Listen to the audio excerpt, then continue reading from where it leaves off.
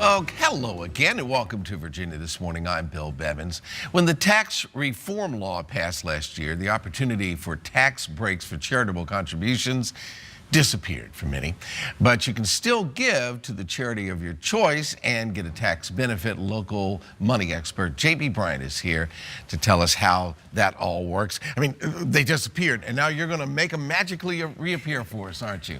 And it really didn't disappear. You still can, if you itemize on your tax return, Bill, you can still get the benefit of your contributions to a charity.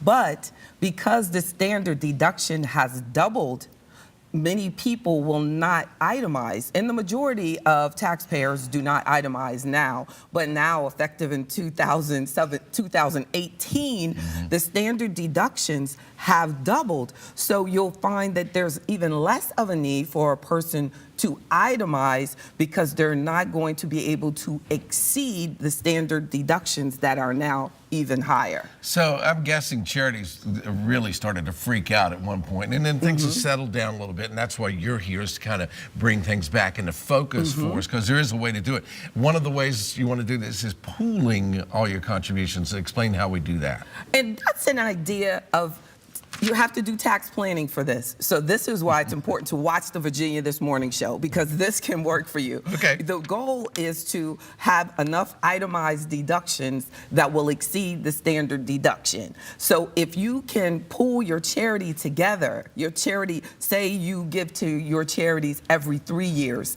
and you save them up, and in the third year, you're able to put that contribution on your tax return and take advantage of it in your itemized deductions, because now it's pushed you over. So you now have more itemized deductions theoretically than you have that exceed the standard deduction, even the new high ones. And by pooling them together, instead of just having these little ones that don't help you be able to itemize, you pool them together and use them all like every third year or every fourth year. But you have to do planning in order to do that. You have that was going to be my question. You mean we've actually got to put thought and planning into it? That's right. That's right. Darn. To get the tax benefit. All right. Yes. So, all right. Well, not my strong point, but we'll work on it. All right. Now, you've got a suggestion that seniors with IRAs have some opportunities as well, too. Thank you for pointing that out, because seniors have an advantage. It started in December of 2015, and it did not go away under this tax reform. Seniors, meaning people over 70 and a half, they can take out what are called qualified charitable deductions from their IRAs. Now, let me repeat. 70 and a half seniors, because some people think that 50 years old is a senior. No, out of your IRA, you can take, because they're beginning to, they're forced at this point at 70 and a half to take out what's called their required minimum distribution.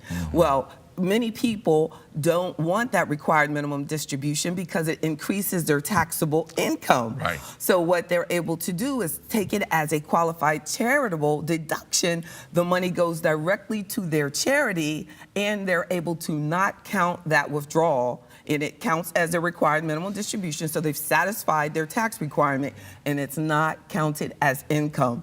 So we want to encourage. And you'll be a hero with your favorite charity. You'll be a hero. Yeah. Hero to yourself.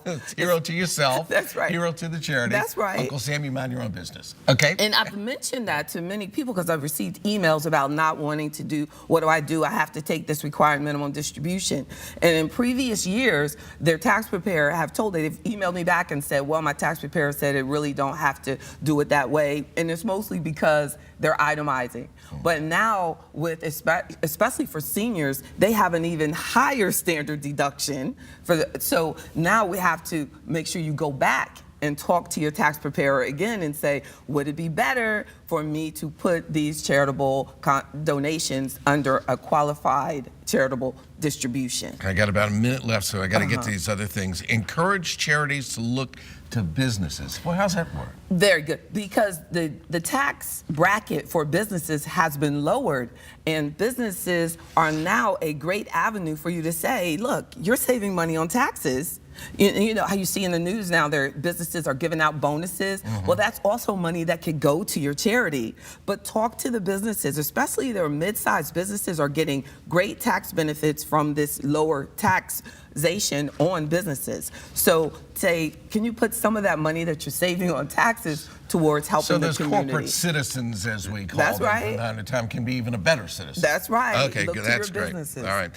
And finally, investigate donor-advised funds. What's that mean? And a donor-advised fund, so many people don't know about it, but it's actually a way for you to set up your own personal charitable savings account.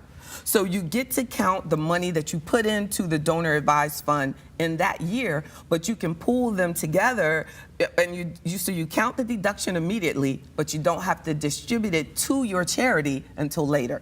So the donor-advised fund is actually a charity that is pooling together your money for you so that you can distribute it to your charities at your choosing. Generally, most of the time is for when you have a big asset that's had huge capital gain that you want to avoid. Not a problem I've had in the past.